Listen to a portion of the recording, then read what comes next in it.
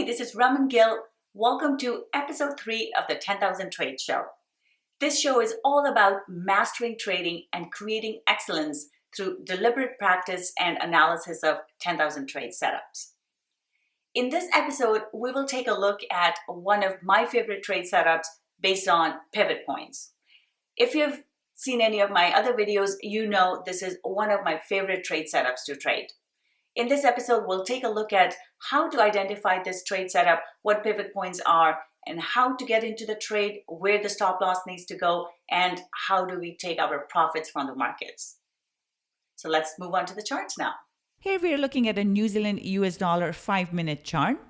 The first thing that you need to identify would be your pivot point levels.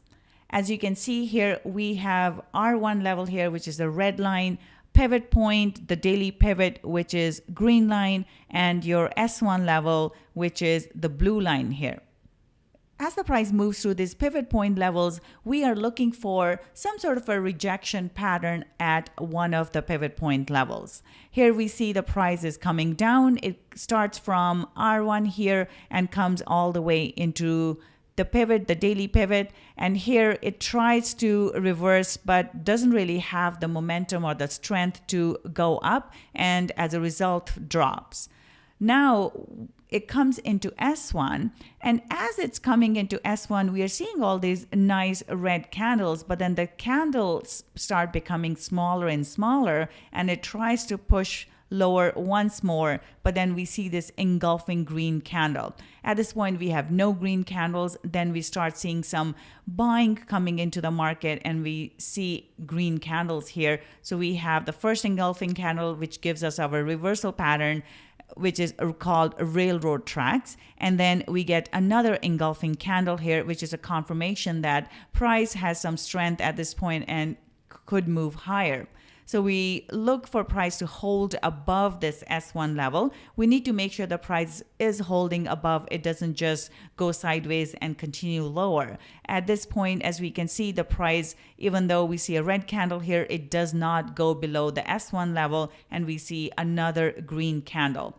Once you see the price holding above here, so it's been holding above for last 15 minutes because this is a 5-minute chart. So for the last 3 candles for 15 minutes, price has managed to stay above. It's given us a rejection of this level and has managed to stay above S1. This is a good sign that the price would likely continue upwards now. So we can take our entry on close of this green candle here, and our stop loss would go below the low. We just want to make sure that we give it a few pips below the low so that we don't get just taken out of the trade here. So we would enter here, stop loss goes below, and we are looking for price to go into the pivot point here. So that will be the first target, and the next target would be our R1 level. As the price approaches pivot point, we see there's no stopping. It just blows right through the pivot point. That shows that there's good momentum in the price here, and price wants to continue higher. So we would just stay with our trade. And as we get closer to this R1, price doesn't quite get there, and price starts to go sideways. Once we see pins like this, we have engulfing candle, price is just going sideways. This is a good time to exit the trade, because at this point, price does not have the same level of momentum that it did once it was moving upwards. So we just exit our trades once we see engulfing candles, bearish engulfing candle.